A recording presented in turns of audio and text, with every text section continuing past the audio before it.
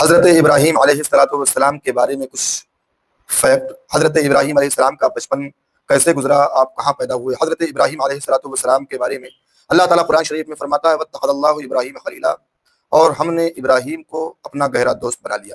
عزیزان گرامی، حضرت ابراہیم علیہ السلام ہمارے اور ساری کائنات کے آقا جناب محمد رسول اللہ صلی اللہ تعالیٰ علیہ وسلم کے جد کریم ہیں. حضرت ابراہیم علیہ السلام جب اپنی ماں کے پیٹ میں تھے تو آپ کو پالنے کی آپ کی ماں کو بڑی فکر رہا کرتی تھی.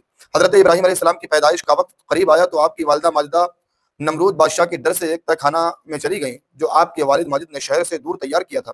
اسی تہ خانہ میں حضرت ابراہیم علیہ السلام پیدا ہوئے اور وہیں روزانہ آپ کی والدہ اسی تہ خانہ میں تشریف لاتی ہیں اور دودھ پلا کر واپس آ جاتی ہیں. آپ بہت جلد بڑھ رہے تھے، ایسا بڑھ رہے تھے جیسے سال میں بچہ بڑھتا ہے، آپ مہینے میں اتنا بڑھتے تھے. جتنا بچہ سال میں بڑا ہوتا ہے اتنا آپ مہینے میں بڑے ہوا کرتے تھے، آپ کا قد اتنا بڑھتا تھا. اور حضرت ابراہیم علیہ السلام، ایک روایت میں آتا ہے کہ حضرت ابراہیم علیہ السلام کی عمر شریف 13 یا 17 برس کی تھی.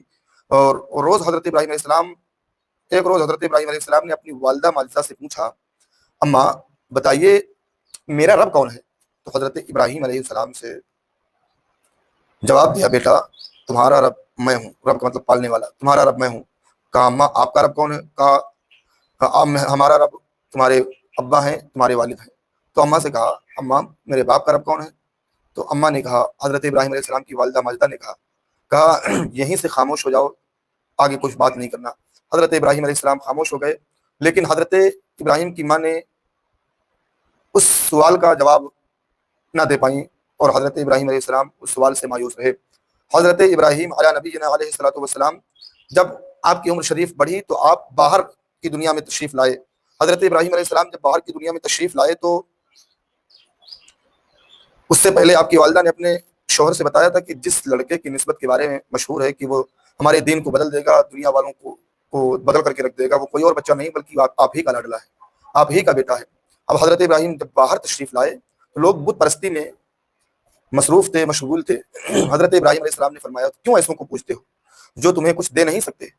تم کیوں ایسوں کی عبادت کرتے ہو جو تمہیں کچھ فائدہ نہیں پہنچا سکتے.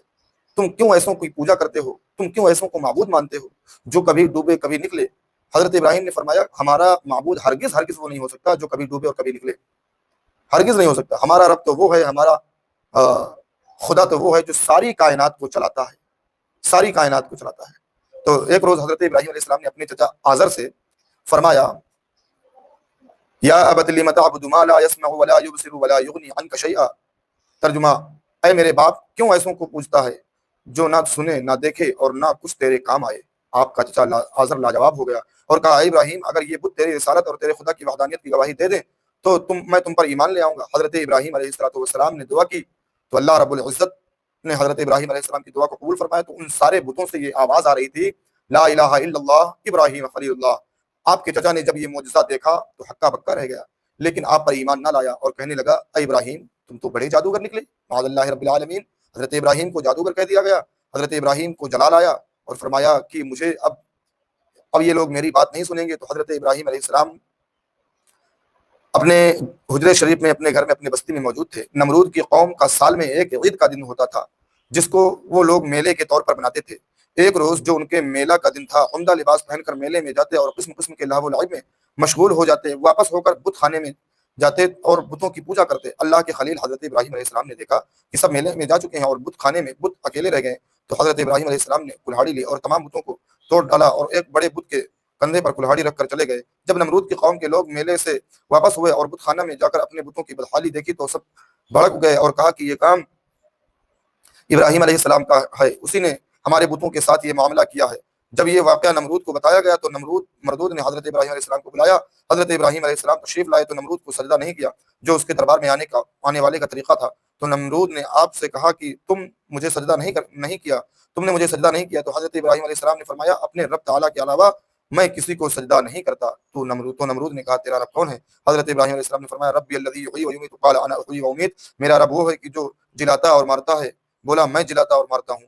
حضرت ابراہیم علیہ السلام سے نمرود نے کہا کہ میں جلاتا اور مارتا ہوں. چنانچہ نمرود نے 2 قیدیوں کو بلایا، ایک قیدی کو مار دیا جو رہا ہونے والا تھا اور ایک قیدی کو زندہ کا چھوڑ دیا، رہا کر دیا جو قتل ہونے والا تھا. تو اس نے کہا کہ اب آپ بتائیں کیا آپ میں اس زندہ اور مردہ نہیں کر سکتا؟ حضرت ابراہیم علیہ السلام نے فرمایا نہیں.